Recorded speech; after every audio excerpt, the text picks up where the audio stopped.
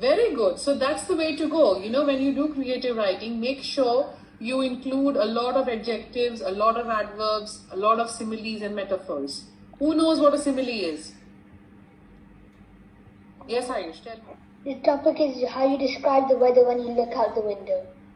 Yes, so not exactly the weather, but a winter scene outside your window. So we have to assume that it's snowing outside, okay? It's all white and it's covered with snow. That's something we need to look at this picture.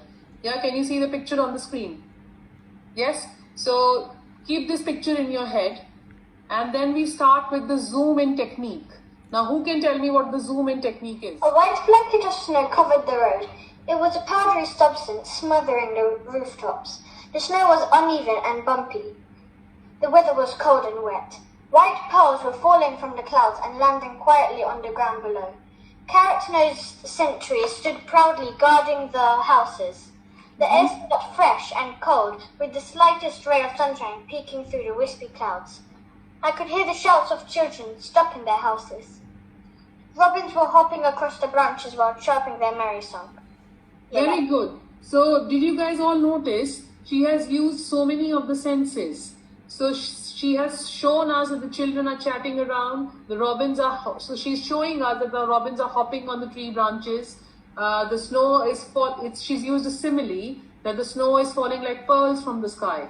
Yeah? So, she's used a direct comparison for snow to a pearl. Snow was falling slowly on the rooftops and then landing on the street with a plop.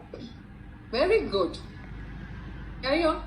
I was sitting on the windowsill, eating a small bar of chocolate and letting the beautiful taste melt into my mouth. Excellent. Carry on. The vision was beautiful, and I could see robins chirping in their trees and blackbirds sitting in their nests trying to keep away from the wintry snow. Okay, trying to keep away from the wintry snow or nestled in their nests and trying to keep themselves warm. Yeah? So that was excellent. So you gave me taste, you gave me what you saw.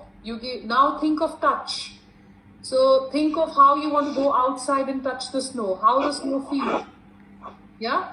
So the grey clouds as big as a bus, with the world sleeping in a blanket of snow.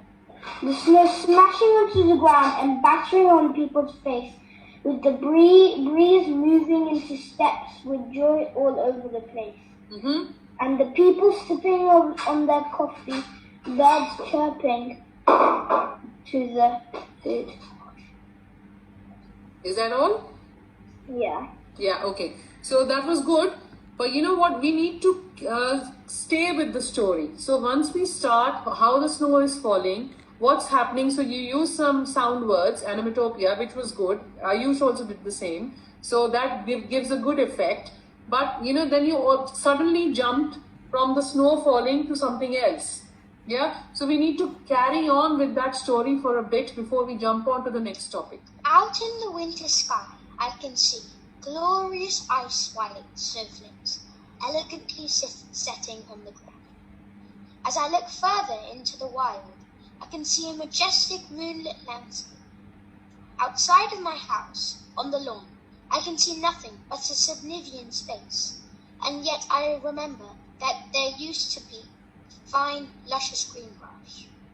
There are many people basking in the glorious winter sun. So when you say many people outside enjoying the glorious winter sun, enjoying apricity, right? You could have used that word there. Then you move on. The birds, I can hear the chirping, the beautiful chirping of the robins and the whatever birds that you can think of. They are nestling in their nests, like trying to keep themselves warm. The children, the cheerful children, that's an alliteration. The cheerful children are playing with the snow. What is that fight? The snowball fight. You can explain that. Or you can say, I can see my neighbor. Who's a snowbird? Who's a snowbird? A person who moves from a colder climate to a warmer climate.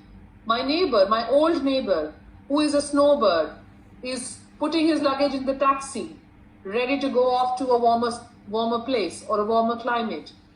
Yeah, I could see snow everywhere. It was like a winter wonderland outside my window. Or on a cold wintry afternoon, as I look outside my window, I am greeted by the most beautiful sight of snow. It's covered everything and everyone. Think like that, yeah? The snow felt like a bed of velvet as I felt my feet crunch on it. So, creative writing is all about we don't use our pronouns too much. He, she, I, me. No, we try and avoid those and we change them to better sentence openers.